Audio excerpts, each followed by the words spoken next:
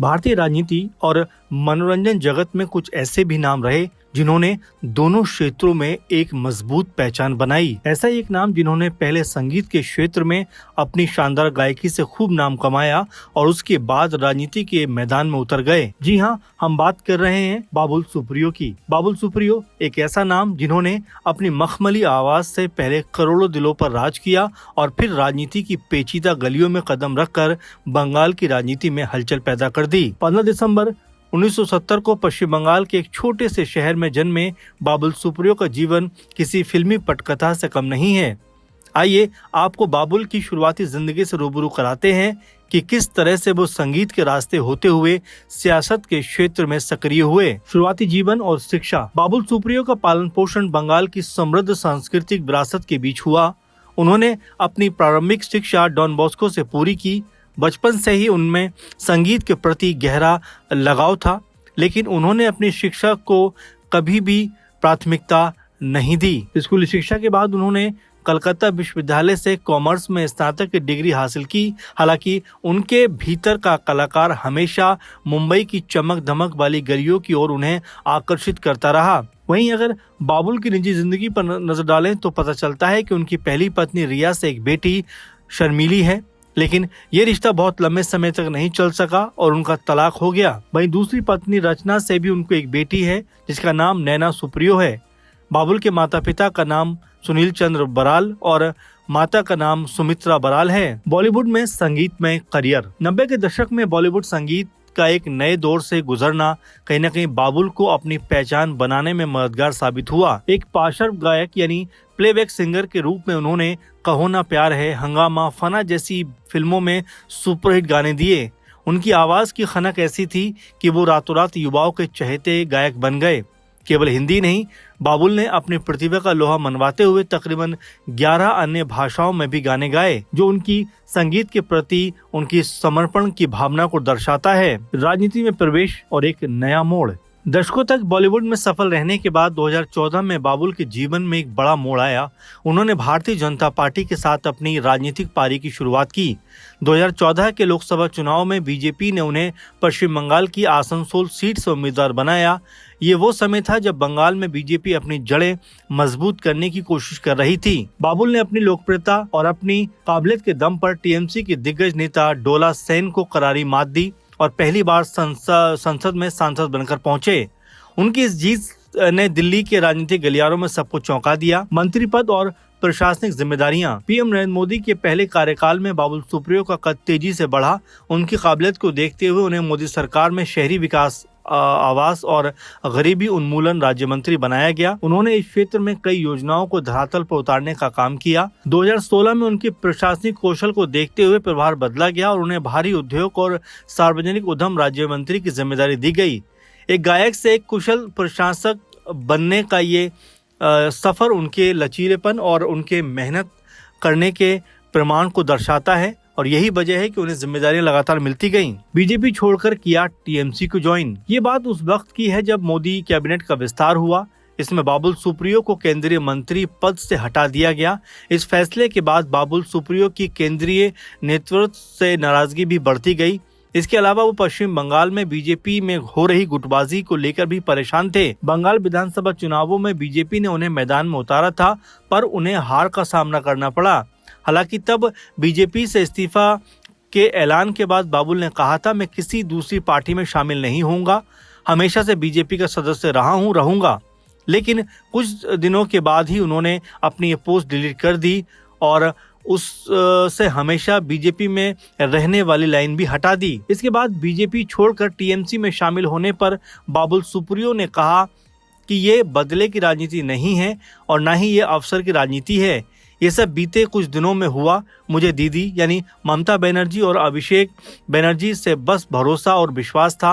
मेरे परिवार ने मुझसे कहा था कि मेरा राजनीतिक छोड़ने का फैसला गलत है, मुझे अपने फैसले में बदलाव करना चाहिए। इसके बाद बाबुल ने मुख्यमंत्री ममता बनर्जी से मुलाकात की और पार्टी के साथ यानी टीएमसी के साथ आगे की जो रणनीति थी उसको बनाने में जुट गए। बाबुल सुप्रियो के सुपरहिट गाने। बाबुल सुप्रियो बॉलीवुड में अपना अच्छा खासा नाम बनाने के बाद राजनीति की तरफ गए। अभिनेता बनने से पहले बाबुल ने 1990 से लेकर 2000 के दशक तक बहुत सारे लोकप्रिय हिंदी रोमांटिक गानों को अपनी आवाज़ दी। 2000 के दशक में तो उनकी आवाज़ बहुत ज़्यादा सुनी जा रही थी और पसंद भी की जा रही थी। बाबुल के सबसे मशहूर गानों की बात करें तो हम तुम और इसके अलावा कहो ना प्यार जैसी फिल्मों में उन्होंने ज़बरदस्त हिट गाने दिए। बाबुल के चुनिंदा हिट गानों पर नज़र डालें तो इनमें दिल ने दिल से पुकारा, ये गाना फिल्म कहो ना प्यार का है रहा जो 2000 में रिलीज़ हुई थी।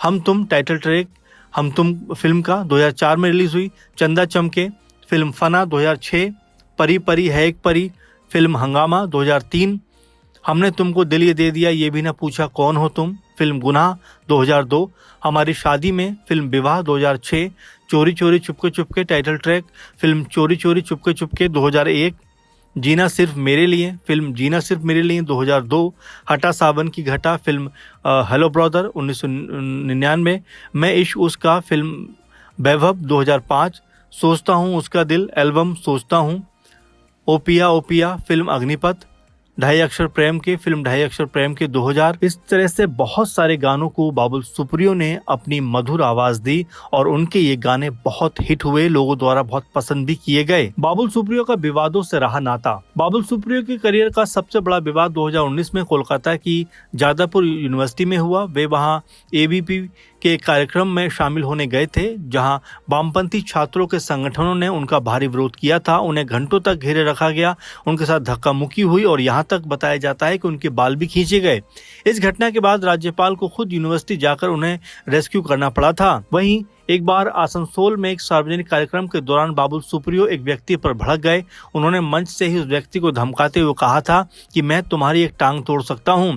इस बयान का वीडियो सोशल मीडिया पर खूब वायरल भी हुआ था और विपक्ष ने उनके ऊपर सत्ता के अहंकार में डूबे होने का आरोप लगाया था।